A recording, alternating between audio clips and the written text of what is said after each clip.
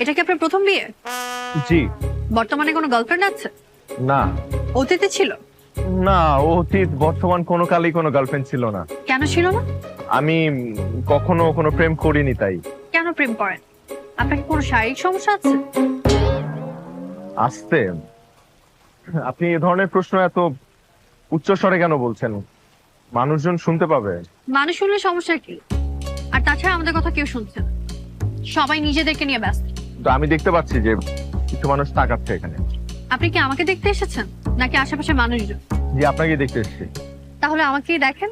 এখন বলেন, আপনার কোনো শারীরিক সমস্যা আছে কি না?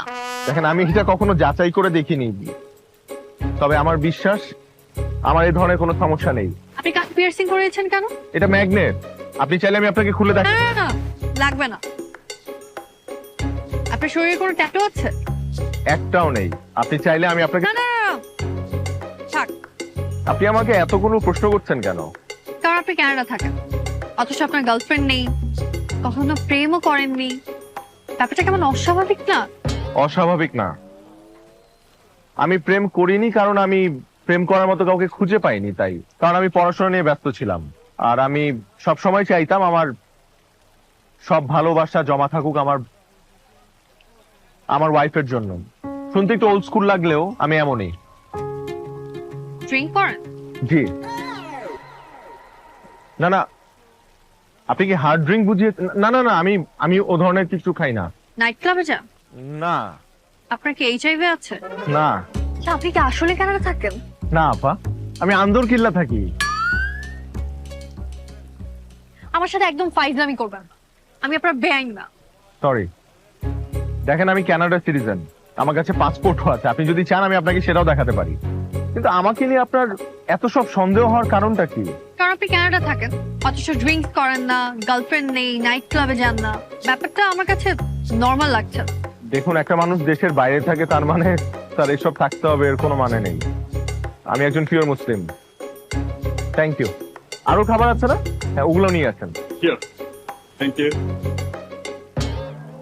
আরো ফুড আছে মানে? আপনি কি আগেই খাবার অর্ডার দিয়ে রেখেছেন? জি। আমার কি পছন্দ অপছন্দ না জানি আপনি আমার জন্য খাবার অর্ডার দিয়ে দিলেন। মানে বিষয়টা অনেকটা নিজের পছন্দ অন্যের উপর চাপিয়ে দেওয়ার মতো হয়ে গেল না? না মানে, আমি তো ঠিকঠাক মতো জানি না আপনার পছন্দ অপছন্দ কি, তাই আমি মেনু থেকে মোটামুটি সবকিছু অর্ডার দিয়ে রেখেছি। সব সব খাবার অর্ডার দেওয়ার বিষয়টিও আমার পছন্দ হলো, কারণ এইটা একদিকে অর্থের অপচয়, আর অন্যদিকে আপনার নিজেকে জাহির করার একটা চেষ্টা। মানে আপনি এটা শো অফ করতে চাচ্ছেন যে আপনার অনেক টাকা, তাই তো? আমি এখন উঠবো। কেন খাবেন না? এতগুলো খাবার অর্ডার দিলাম। না, আমার খেতে ইচ্ছে করছে না। আপনি খান, এত খাবার আমি একা খাবো? যতটুকু পারেন ততটুকু খান। আচ্ছা ঠিক আছে, আমি ট্রাই করছি, কিন্তু একটা রিকোয়েস্ট করি, আমি যতক্ষণ খাবো অ্যাটলিস্ট ততক্ষণ আমার পাশে বসে থাকা যায়? না, আমার একটা ল্যাব ক্লাস আছে। আমি আপনাকে পৌঁছে দিই। না, আমি একাই যেতে পারবো। আচ্ছা, যাওয়ার আগে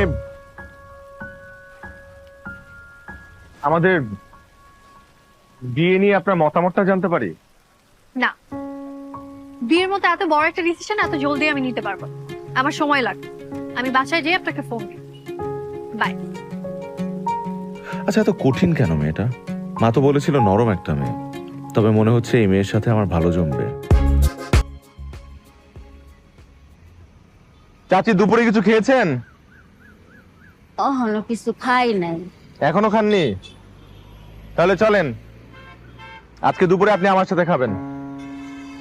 না না, ভয়ের কিছু নেই। একটু আগে দেখলেন না একটা মেয়ে খুব রেগে রিকশায় চড়ে চলে গেল? সেটা আমার হবু বউ। আমার উপর খুব রাগ করেছে, কিন্তু আমি জানি না কেন রাগ করেছে। আমরা দুজন মিলে রেস্টুরেন্টে অনেক খাবার অর্ডার দিয়েছিলাম একসাথে খাবো, কিন্তু